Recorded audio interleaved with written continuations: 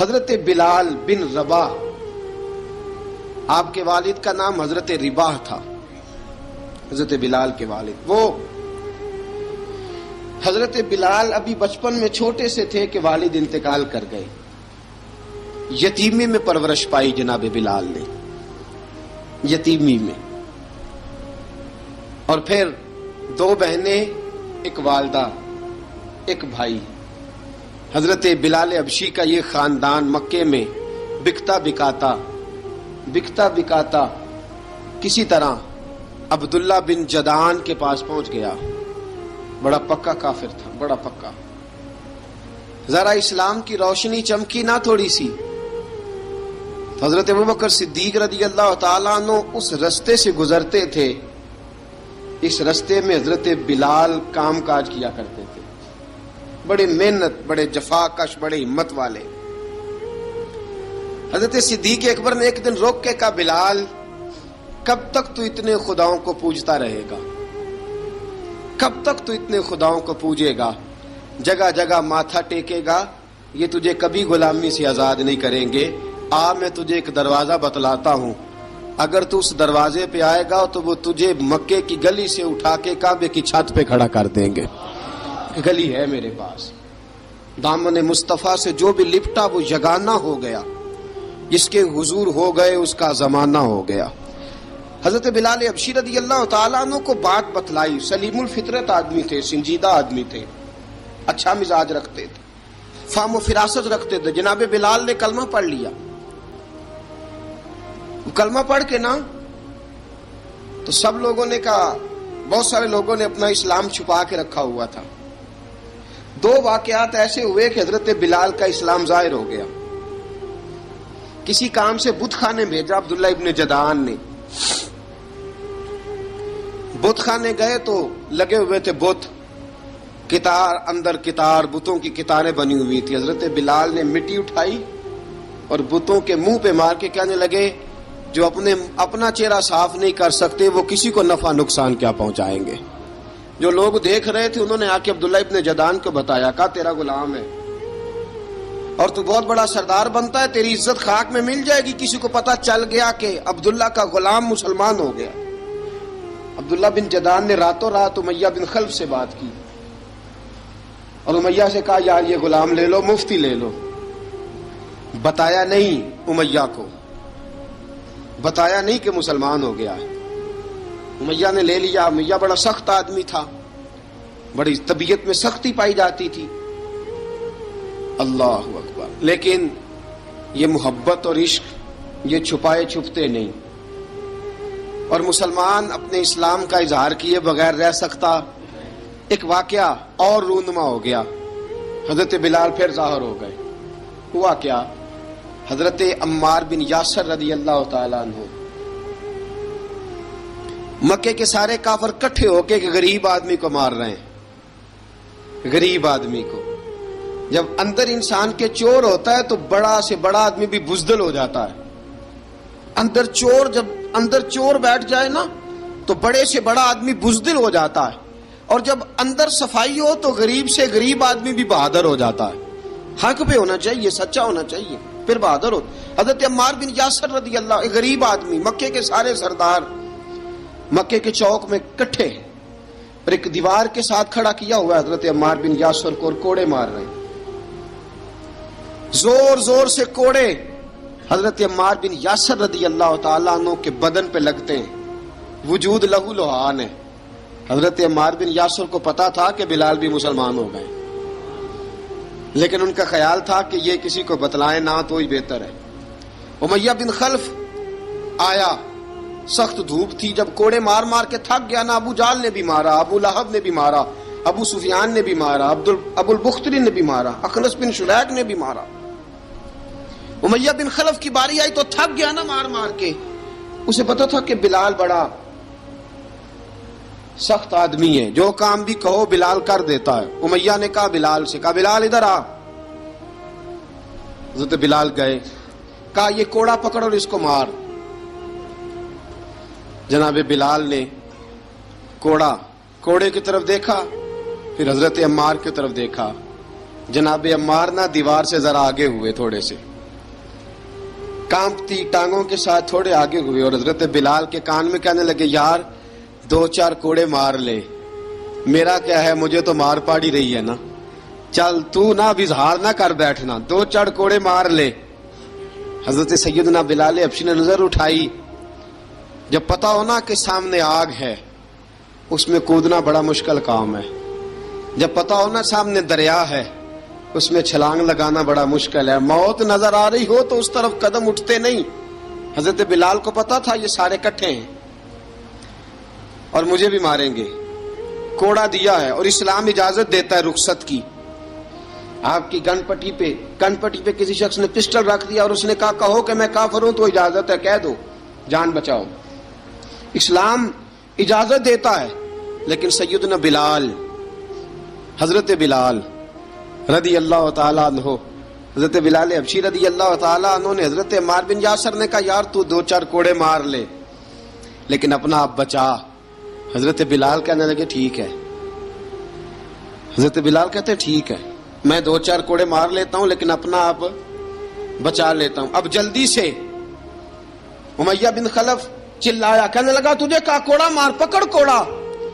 حضرت بلال نے کوڑا ہاتھ میں لیا، ایک دفعہ امیہ کی طرف دیکھا، پھر ابو جہل کی طرف دیکھا، پھر ابو لہب کی طرف دیکھا، سارے کافروں پہ نظر دوڑائی اور پھر عمار بن یاسر کی طرف دیکھا، کہا عمار تو مار کھا سکتا ہے تو میں نہیں کھا سکتا، عمار تو تیرے وجود پہ زخم لگ سکتے ہیں تو میرے پہ نہیں لگ سکتے، عمار جس خدا کا تو کلمہ پڑھتا ہے اسی کا میں پڑھتا ہوں، اور جس زلفوں کا تو قیدی ہے میں بھی اسی محمد عربی کی زلفوں کا قیدی ہوں۔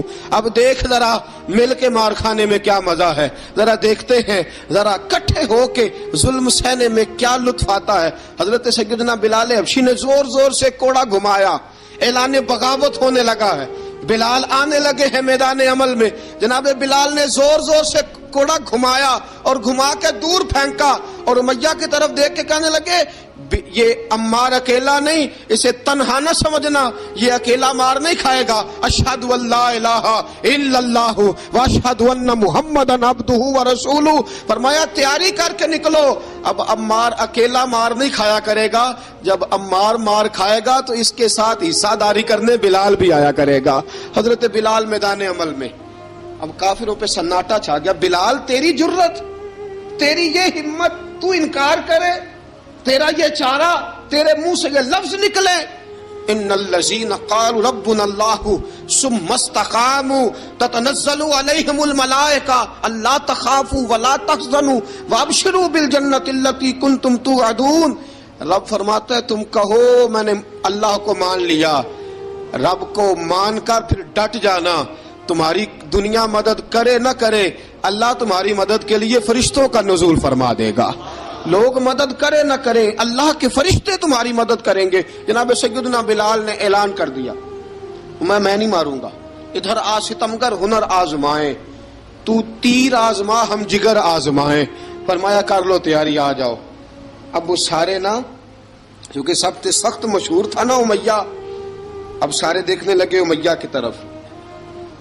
امیہ کو اب اسے سمجھ نہیں آ رہی میں کیا کروں، بلال نے تو کبھی نہ کی نہیں، تو جو کہتے تھے کر گزرتا تھا، یہ عجیب معاملہ ہے۔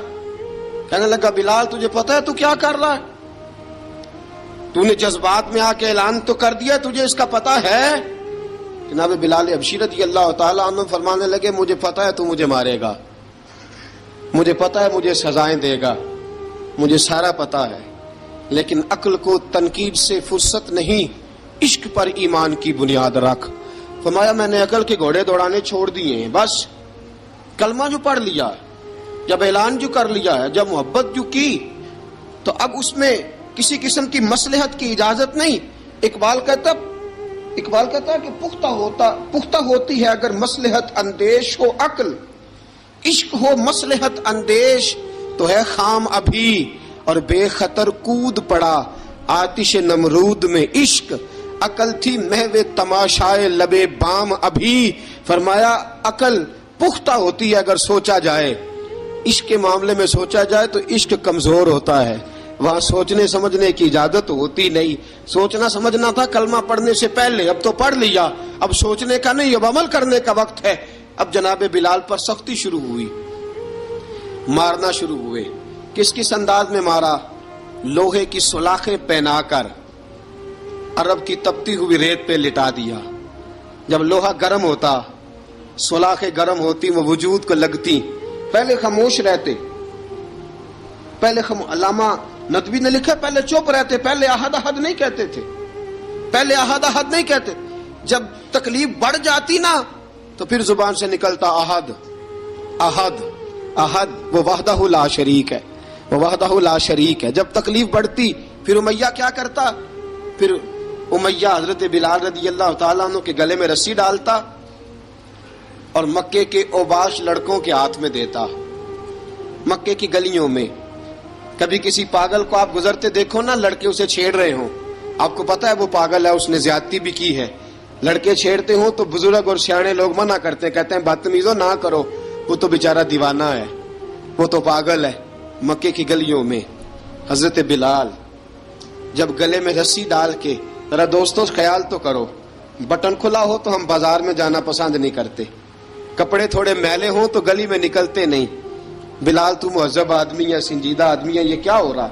حضرت بلال کے گلے میں رسی ڈال کے نا جب مکے کی گلیوں میں وہ نوجوان دوڑایا کرتے تھے، حضرت بلال رضی اللہ تعالیٰ عنہ کے قریب سے گزرتے تو گزرنے والے بھی عجیب بات کرتے. کوئی کہتا ذرا اور کلمہ پڑھ، کوئی کہتا بلا اب اپنے خدا کو تجھے بچائے، کوئی کہتا بلال تجھے کیا ضرورت پڑی تھی یہ سارا کچھ کرنے کی. ایک آدمی آیا کہنے لگا بلال اگر تیرا رب سچا ہے، تیرے رسول سچے ہیں، پھر تجھے بچاتے کیوں نہیں؟ پھر تجھے بچاتے کیوں نہیں؟